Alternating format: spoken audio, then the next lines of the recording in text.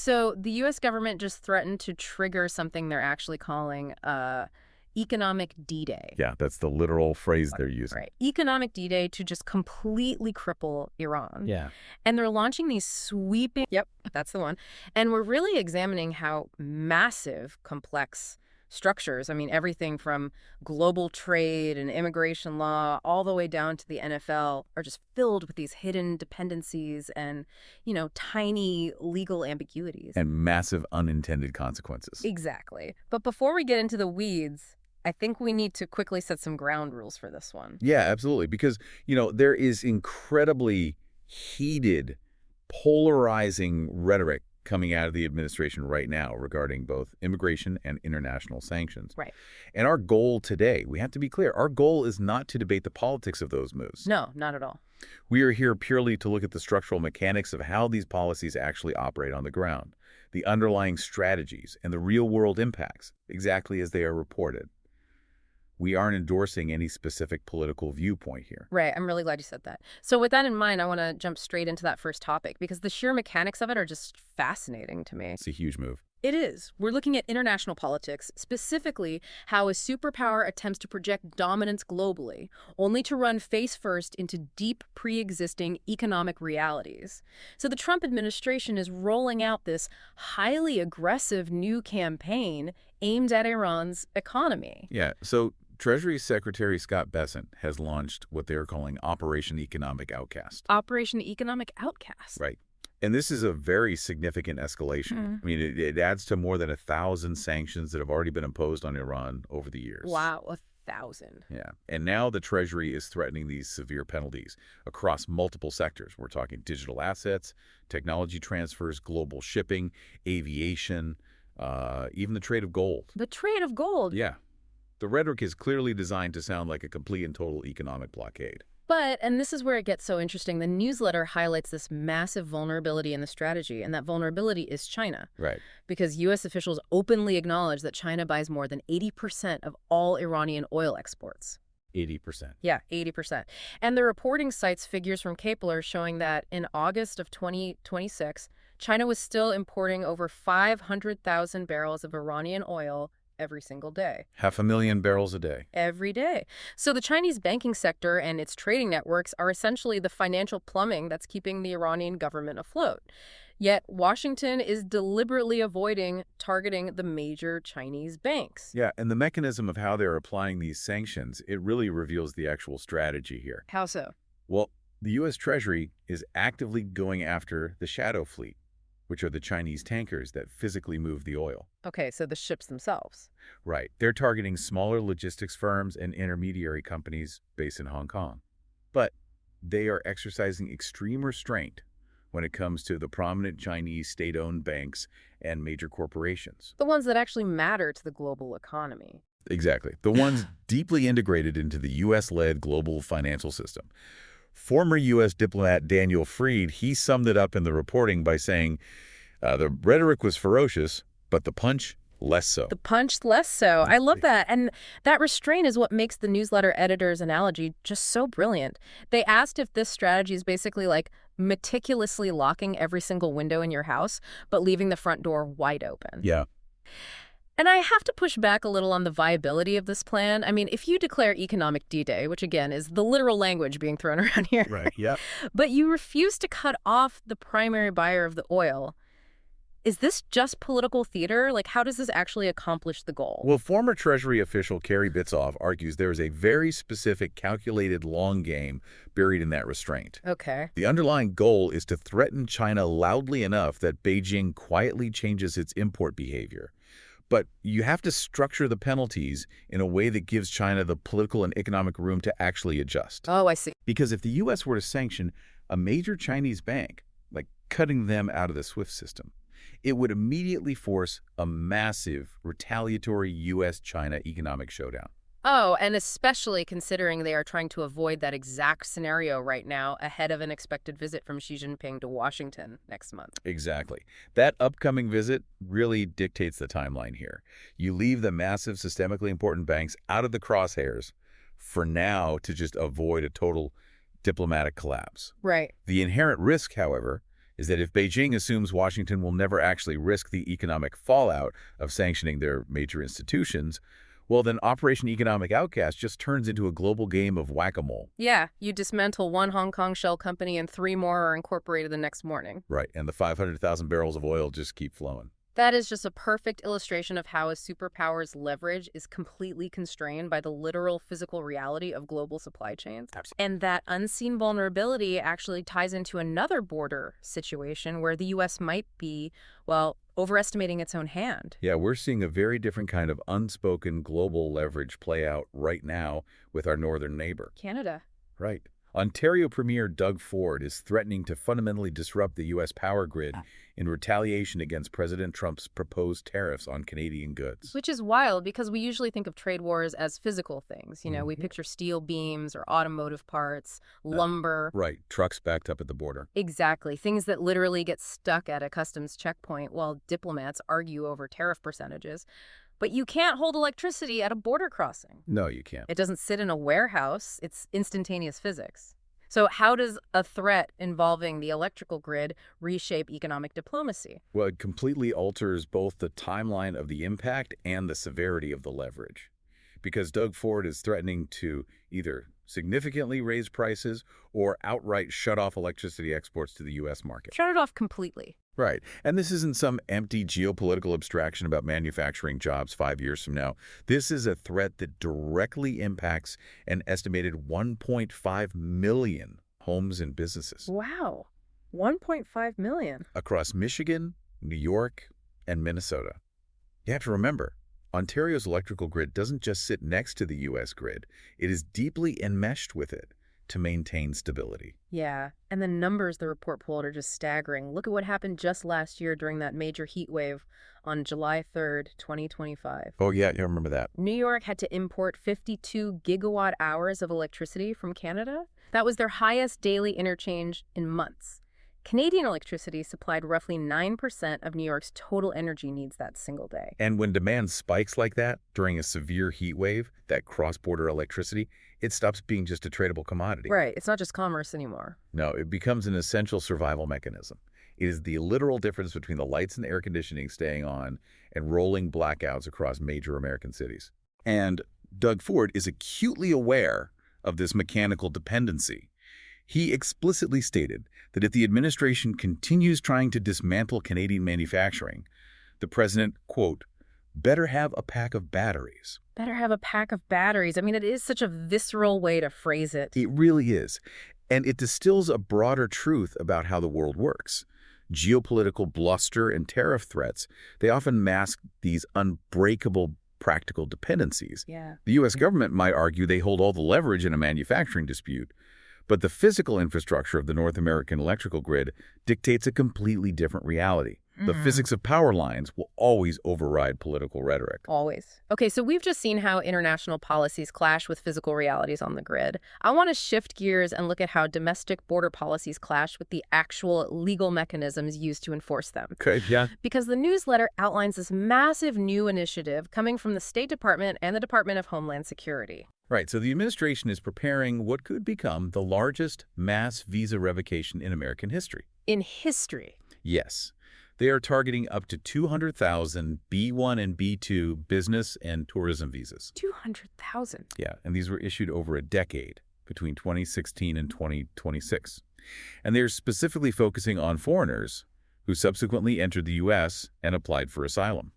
And the rationale coming from State Department spokesman Tommy Pigott is that they are actively targeting people who came to the U.S. claiming to be short-term visitors, but whose actual underlying intent all along was to file for asylum and stay permanently. Right. In fact, Deputy Secretary of State Christopher Landau framed it pretty bluntly on X, stating, asylum isn't supposed to be a loophole to circumvent immigration law. But to understand the real impact here, we have to look closely at the mechanical nuance of this policy. Because the reporting draws a very vital distinction. Which is? Revoking these visas does not mean 200,000 people are immediately being put on planes and deported tomorrow. Oh, okay. Because I was honestly wondering how you even process that kind of logistical volume overnight. Right, you don't. What the administration is doing is attacking the legal validity of the original visitor status. Okay. So for the vast majority of these individuals who currently have pending asylum cases, Revoking the B1 or B2 visa simply pushes them into a different, much more vulnerable immigration category, while their cases continue to slog through the backlogged court system. I see. So it's an administrative maneuver. It's designed to systemically invalidate their initial method of entry without automatically terminating the underlying asylum proceeding itself. Even so, I have to push back on the sheer scale of that administrative maneuver, which the newsletter editor also questions. I mean, can you realistically reduce 200,000 individual, highly complex human lives into one giant blanket assumption about their original intent when they cross the border? It's tough. Human circumstances change rapidly. A tourist might arrive fully intending to return home, but during their trip a war breaks out, or a regime change makes returning a literal death sentence. Yeah. So taking a wrecking ball to an entire decade of visas, it isn't just closing a loophole. It's attempting to mind read 200,000 people retroactively. And that tension is the defining feature of the policy.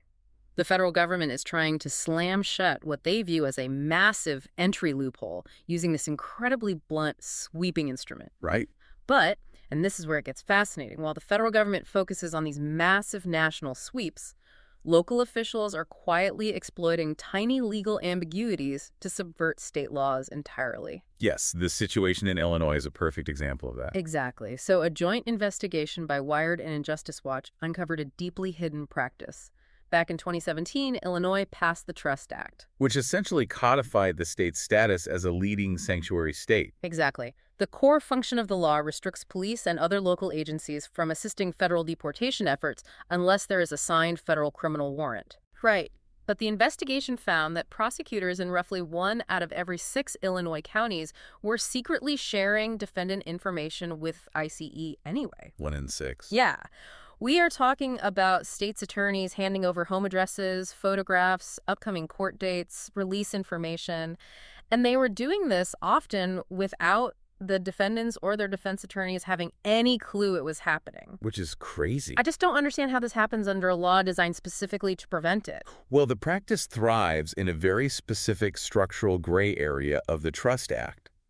See, the law explicitly restricts, quote, law enforcement agencies, unquote. Okay. And police departments clearly fall under that definition. Right, obviously. However, it apparently doesn't clearly settle whether county prosecutors and their administrative employees face those same restrictions. Oh, so they found a loophole. Yes.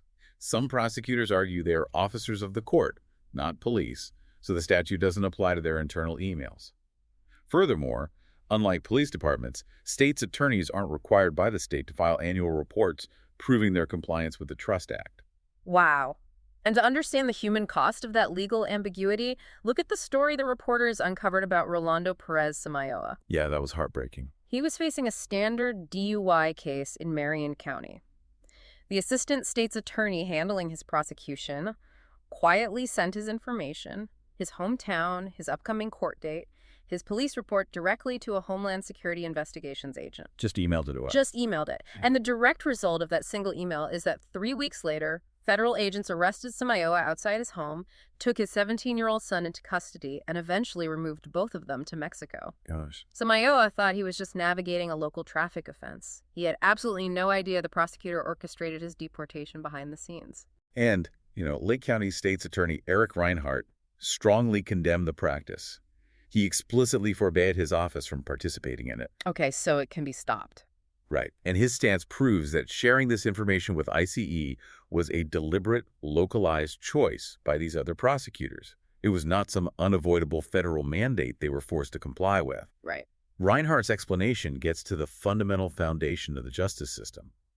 If people are terrified that showing up to court for any reason might result in a secret email to ICE, they simply won't show up. Exactly. You can't prosecute crimes, you can't protect witnesses, and the sanctuary label becomes completely meaningless if the person walking to the courthouse can't trust the officials inside. It is terrifying how a tiny unread clause in a state law completely rewrites the reality for thousands of people. It really is. So we've seen how officials miscalculate the boundaries of the law. I want to look at how humans notoriously miscalculate physical risk. Oh, yeah. The Hawk Fire in Reno, Nevada is a devastating example of that miscalculation. The fire rapidly burned roughly 23 square miles. completely destroyed at least 32 homes, and at its peak, it forced 90,000 people into evacuation orders or warnings. 90,000 people, that's a whole city. Yeah. By Monday, that evacuation number was reduced to 63,000, but the fire was still only at 27% containment. And the human toll here is just heartbreaking. The newsletter mentions a woman named Crystal Halleck who lost her Reno area home to fire for the second time in less than a decade. The second time. Can you imagine? Her ex-husband was out there trying to fight off a 23-square-mile inferno with a standard garden hose. Oh my gosh. Just to save a vintage Cadillac. I mean, it's a very visceral image of normal life being instantly consumed. Right. And the most crucial detail released by officials is that this massive fire, which, injured first responders, displaced tens of thousands, and required the mobilization of the National Guard, it was caused by human activity. Human-caused? Yeah. In fact, it is the third major human-caused wildfire to erupt north of Reno in just 2 weeks. And the newsletter editor points out a really tragic irony here. The American West already supplies the extreme heat, the dangerously low humidity, the high winds, and millions of acres of bone-dry sagebrush entirely for free. Yeah, all the ingredients are there. The environment is quite literally a powder keg. Mother Nature does not need us volunteering to provide the ignition. Washoe County Sheriff Darren Balaam summarized the reality of the environment perfectly. He noted it just takes, quote, that little breeze and one ember. One ember. The margin for error is practically zero. I mean, you can fund all the emergency infrastructure in the world, fleets of fire trucks, highly trained responders, sophisticated evacuation plans, but one careless human action completely bypasses all those physical safeguards in a matter of hours.